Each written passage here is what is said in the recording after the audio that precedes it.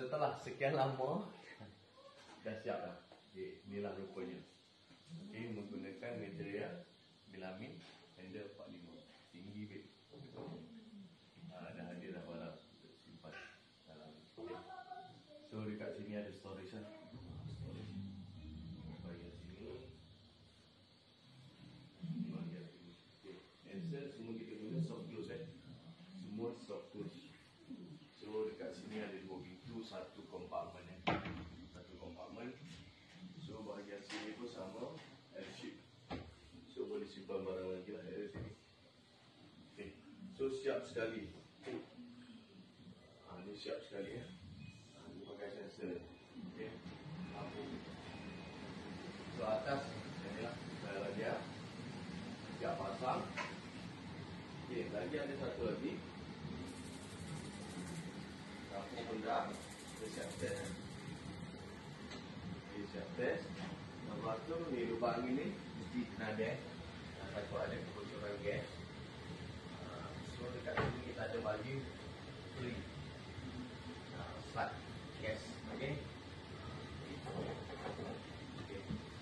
So di bahagian sini ada satu botol rack. Okay. Kita sikit lah. Okay. So di bahagian sini ada juga drawer. Okay, drawer ni soft close. Semua soft close. Sebab tu masa kita nak buka kita macam kuat sikit sebab dia soft close. Okay, dekat sini ada satu kompartmen boleh masuk barang ni. Okay, untuk yang ni kita siap tau. Siap robokan yang asal dia buruk. Nanti kita akan letak video yang sebelum dan selepas. Okay, konkret ni siap sekali buat. Singkit tukar baru, pipe tukar baru.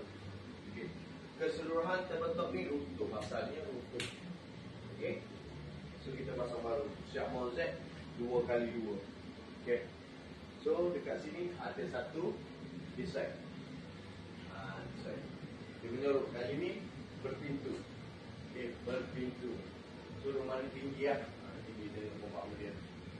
Memang tinggi. 15 kaki. Okay, rezeki dia lah. Sebab tinggi kita dah tak kira lah. So atas tu ada piping. Asal ada piping. So kita buat cap. Supaya boleh tutup dia. Okay.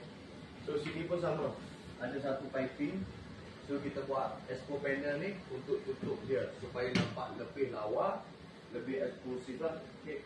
Dekat sini piping lah. Dekat sini kita hanya pasang frame saja lah. Sini frame, atas bawah. Sini pun sama frame juga. Okay. So ada dalam. So dekat sini drawer semua sambung bahagian sini. Okay. So yang mana nak order kabinet boleh order cepat-cepat ni. Okay. Siap lampu downlight. Yang ni free kita bagi. Okay. Yang ni installment selama 1 tahun. Installment.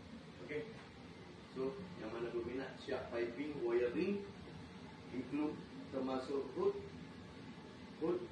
dengan apa ni, dapur masak, siki, pipe, slide gas, ni blower ni. Semua lah, semua banyak. Kebanyakan banyak lah. Wiring baik sekali. Tak ada nak cas tambahan, okay? So apa yang penting, janji jual. Okay, like, comment, share, follow. Alright.